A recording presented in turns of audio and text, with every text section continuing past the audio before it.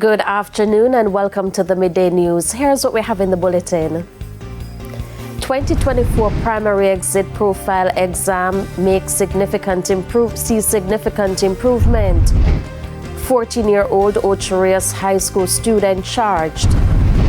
And later in sports, West Indies face fellow co-host USA in must-win match at ICC T20 World Cup this evening. Thank you for joining us. I'm Shamela Pullen. Here are the details. The Health Ministry is facing a major setback in finalizing its appropriation accounts. Prominent Secretary Dustin Bryan is pointing to a number of factors behind the delay in submitting the accounts to the Auditor General. Amoy Harriet tells us more. The Auditor General's Department is still awaiting appropriation accounts from the Ministry of Health and Wellness spanning a decade from 2013 to 2024 to 2022 to 2023 to review how nearly $700 billion in taxpayers' money was spent. Despite the legal requirement to submit these accounts within 4 months of the financial year's end, the ministry has failed to meet this obligation. Speaking at a media briefing on Thursday, Permanent Secretary Dustin Bryan says the delay is due to various challenges. This includes the large number of unsigned payment vouchers. One of the major issues that we're having now is that officers within this particular setting are being asked to sign off on information from many years in the back. And some of the officers are unwilling to sign off on transactions that they are not a party to, because the persons who should be able to sign off on these transactions are either overseas and cannot be located or have passed away. Mr. Bryan also points to some of the data in manual form, which makes access more challenging given the period of time for which the data is to be gathered. The appropriation accounts are very important, and the Ministry of Health and Wellness is seized with the importance of they are a critical part of the accountability matrix for the government of Jamaica. This is a large ministry.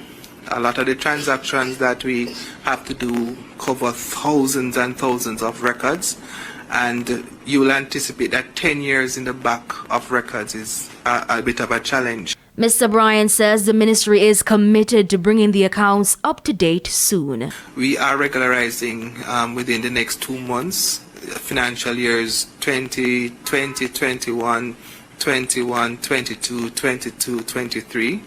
However, the backlog months are where we have the significant challenge. This is a problem across different administrations, and as was pointed out in the Gleaner article, this is a problem that has existed within government for over 30-40 years. So it's not new. Amoy Harriet, TVJ News. The 14-year-old student from Ocherius High who accidentally shot another student has been charged. Senior Superintendent of Police Dwight Powell confirmed that the teen was charged Thursday evening with wounding with intent with the use of a prohibited weapon. He will again go before the Children's Court on Monday. The accused took the weapon to school to show his classmates. In the process, the gun was discharged, hitting a female in the thigh. A massive operation is underway in the Rose Heights community of St. James. This as security forces continue to search for men involved in a gun battle with the security forces last night. The confrontation resulted in the fatal shooting of 2 men. 2 illegal firearms were seized. According to reports, about 9:40 p.m., acting on intelligence, the Joint Police Military Team carried an operation out in Shawn Crescent in Rose Heights community, where a group of men converged. We responded and returned the fire, and the men continued to challenge us, firing from rooftop, trees, and neighboring premises. The shooting was intense and lasted about 45 minutes to an hour. Subsequent to that, 2 men were found suffering from gunshot wounds and 2 firearms recovered. They were taken to the Cornwall Regional Hospital, where they were pronounced dead upon arrival.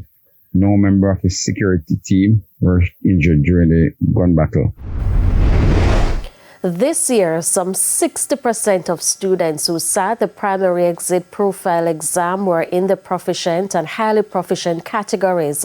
Education Minister Favour Williams provided the overall performance of the students in a press conference a short while ago.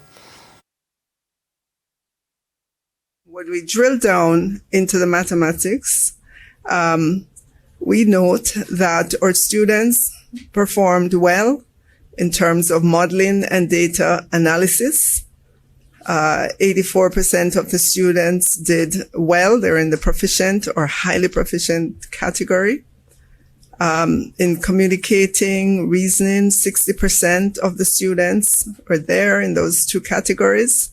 In concepts and procedures, 58%.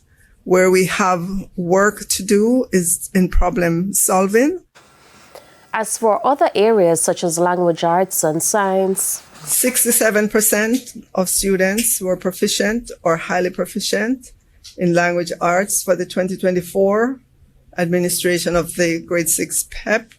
This was a 7 percentage point increase in this achievement level band for 2024 when compared to 2023. The overall science performance distribution for PEP 6 2024, you will note that 72% of our students were in the proficient or highly proficient categories. Meanwhile, Mrs. Williams explains that this is the first year since 2019 a cohort of students transitioning from primary to secondary schools will have a profile which consists of all the components. So the student's profile will consist of scores obtained from the grade 4 performance task, which was administered in June of 2022. The grade 4 performance task that was administered in June of 2023.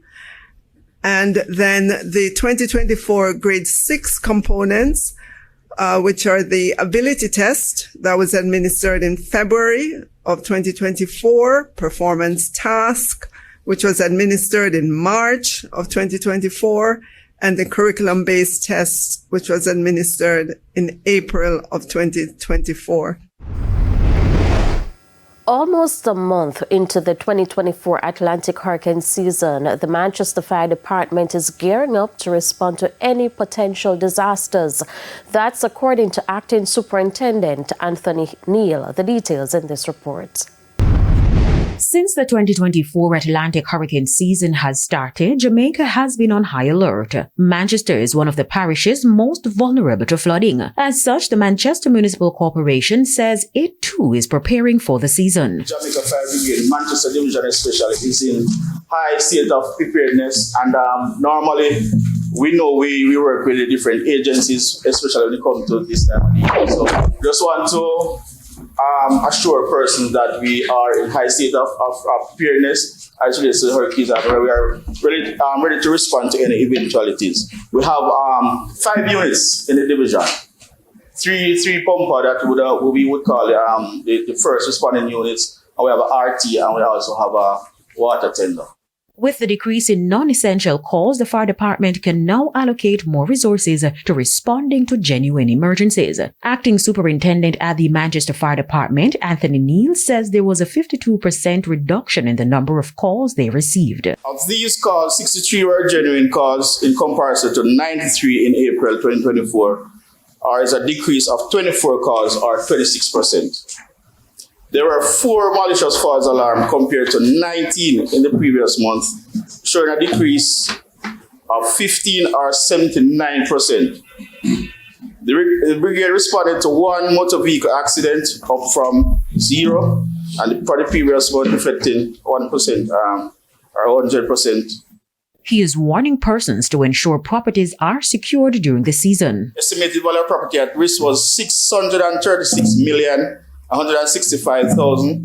Estimated loss was $32,460,000, and estimated property saved was $613,705,000. As relates to fire prevention and public education, the Fire Prevention, Safety and Investigation Division continues to provide public education on fire and life safety, as well as to promote safety standards throughout the reporting period.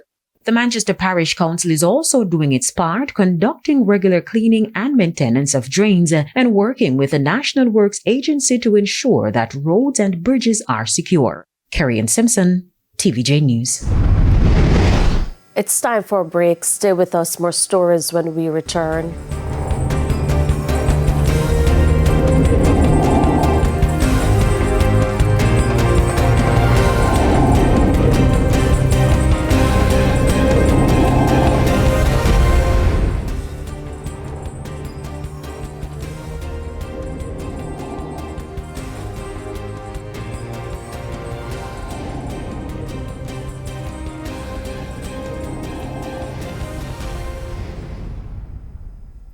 Welcome back to the Midday News.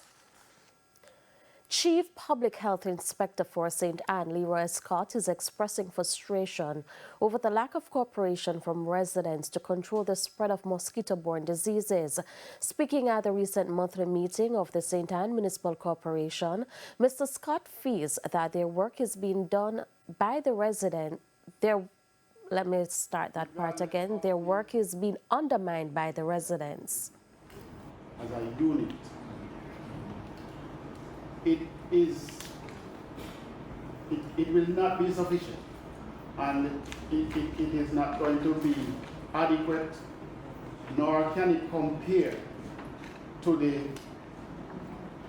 the outcome that we would have otherwise attained if community members took the responsibility that it's for all of us. He says the department has been working to fog and spray areas, remove breeding sites, and educate the public on the importance of mosquito control. But residents refuse to comply by covering containers and getting rid of standing water, which is hindering progress. When it comes to our residential and places that we occupy, so the action primarily is for all of us to intervene, to prevent that, and even when we find it, to take action to fix it. Right? Because the public health department, under no circumstances will be able to visit every premises, nor will the activities that we are able to do be sufficient to address the problem in totality. The St. Mary Health Department is concerned about poor water quality in the parish. According to the Health Department, it tested 18 drinking water samples, with 3 samples being deemed unsafe for use. It has scheduled a series of training sessions to ensure cleaner and safer drinking water for residents. Supplies, namely Rose Spring, Adeline, and Brainerd Supplies. We resampled these supplies on the 28th of May 2024, and from these analyses, the results are that Rose Spring came back safe, Unstone came back safe, Barneswood in Jessica came back safe, as also Mattock Spring in Seaton.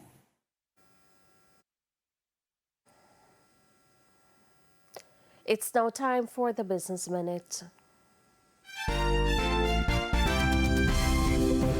JMMB CEO Keith Duncan says the company suffered a loss of 12.6 billion Jamaican dollar in the last financial year. This was due to an investment in an energy project. This would be in the main attributed to a very early startup greenfield transaction in the energy sector, which was rated investment grade by Caracris, an allowable asset, and as a result got wide regional support from the financial sector. This investment, in spite of challenges, was able to produce, but ran into supply contract difficulties and has not been able to continue operations and service its debt obligations. Mr. Duncan says the management of the energy company is working along with note holders to find ways to recover some or full recovery of the loss. Further afield, fast food customers who have been complaining about price hikes may soon find some relief. McDonald's has created a $5 meal deal with the hopes of lowering customers and boosting sales. The response comes after viral social media posts circulated that the fast food chain has raised prices beyond the rate of inflation. And that's it for the Business Minute. I'm Carrie Ann Simpson. Time now for the top regional and international stories. In the region, Haiti faces its highest displacement on record due to escalating gang violence, with over 578,000 people forced from their homes this year. Armed groups control large areas, hindering aid and causing severe humanitarian crises, including food shortages and risks of violence against women and children. Urgent international action is needed to address these challenges and find lasting solutions. On the international scene, a luxury cruise ship rescued 68 migrants drifting off the Spanish Canary Islands on Wednesday. The Insignia, owned by Oceania Cruises, provided medical aid, recovered 3 bodies, and transported the survivors, including 3 minors who were from sub-Saharan Africa. The incident underscores the increasing migrant arrivals by sea to the Canary Islands amid challenging conditions. And those were the top regional and international stories. I'm Nikinsky Robinson. We head to a quick break. When we come back, we'll have your midday sports report with Jermaine Brown.